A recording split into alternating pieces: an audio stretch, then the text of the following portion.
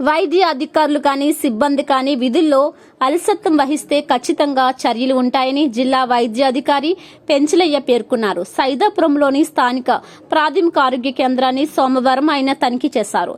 సైదాపురంలోని స్థానిక ప్రాథమిక ఆరోగ్య కేంద్రాన్ని సోమవారం ఆయన తనిఖీ చేశారు. ఈ సందర్భంగా జిల్లా వైద్య ఆరోగ్య శాఖ అధికారి డాక్టర్ పెంచలయ్య మాట్లాడుతూ ఆదివారం పట్టణానికి చెందిన ఒక వ్యక్తి గుండెపోటుకు గురై హాస్పిటల్కు రావడం జరిగిందని, ఆ సమయంలో హాస్పిటల్లో ఉన్న వైద్య సిబ్బంది పరీక్షించి సాధారణ స్థాయి కన్నా దిగజారి ఉన్న ఆరోగ్య పరిస్థితులు గుర్తించిన సిబ్బంది గూడూరుకు తీసుకుని పొమ్మని చెప్పడంతో వారు గూడూరు వెళ్లే లోపల మార్గం మధ్యంలోనే వ్యక్తి మరణించారని ఆయన చెప్పారు. కానీ మృతుని కుటుంబ సభ్యుల ఆరోపణలను పరిగణలోకి తీసుకుని ప్రాథమిక విచారణ చేస్తున్నామని, ఇందులో అలసత్వం వహించినట్లు రుజువు అయితే చర్యలు తీసుకుంటామని చెప్పారు. ఈయన వెంట వైద్యులు జనార్దన్, శ్రావణి మరియు వైద్య సిబ్బంది ఉన్నారు.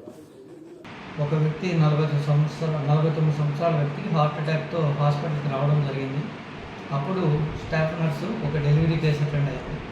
వెంటనే ఆమె చూసి ఆ వ్యక్తికి పల్సు లేదు, బీపీ లేదు, మీరు వెంటనే తీసుకెళ్ళండి అంటే, అంతకుముందు 108లో అంబులెన్స్లో గర్భవతిని పంపించడం జరిగింది. అంబులెన్స్ వెంటనే రాలేక వాళ్ళ ఓన్ వెహికల్లోనే తీసుకెళ్ళి గూడూరుకి వెళ్ళారు. అక్కడ డెత్ అయినట్టు తెలిసింది. ఇక్కడైతే ఆమె ఒకటే ఉంది. ఆదివారం కదా, డాక్టర్లు అయితే మధ్యాహ్నం నుంచి లేరు. మామూలుగా సండే పబ్లిక్ హాలిడే, ఉదయం వరకే ఉంటారు, హాఫ్ డే వర్కింగ్. కాబట్టి హాఫ్ డే వర్క్ చేసి డాక్టర్ శ్రావణి గారు వెళ్ళారు. తర్వాత మధ్యాహ్నం వెళ్ళారు. ఆమె డ్యూటీలో అయితే ఉన్నారు. ప్రాథమిక విచారణ చేశాము. విచారణ అనంతరము వీళ్ళపైన తప్పు రుజువు అయితే మాత్రం కఠినమైన చర్యలు ఉంటాయి. ఎందుకంటే డ్యూటీలో నెగ్లిజెన్స్ అనేది పనికి కాదు. మెడికల్ హెల్త్ డిపార్ట్మెంట్లో మనము మనుషుల ప్రాణాలతో మనము డీల్ చేస్తున్నాం కాబట్టి చాలా జాగ్రత్తగా డీల్ చేయాలి. సమాధానాలు కరెక్ట్గా ఉండాలి. కరెక్ట్గా టైంకి రియాక్ట్ అయ్యి వాళ్ళకి ట్రీట్మెంట్ ఇస్తే వైద్యము సకాలంలో అందుతుంది.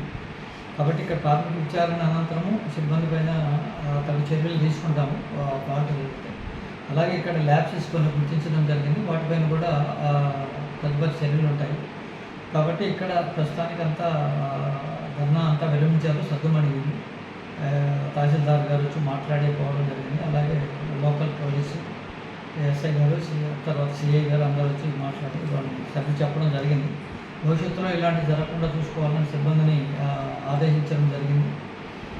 తర్వాత వీళ్ళ ఈ ఫైనల్ ఎంక్వైరీ తర్వాత వీళ్ళ సిబ్బంది పైన ఖచ్చితంగా తప్పు ఉంటే మాత్రం ఖచ్చితంగా వాళ్ళు సూచించడం జరుగుతుంది. ఇలాంటి పునరావృతం కాకుండా చూసుకుంటాం.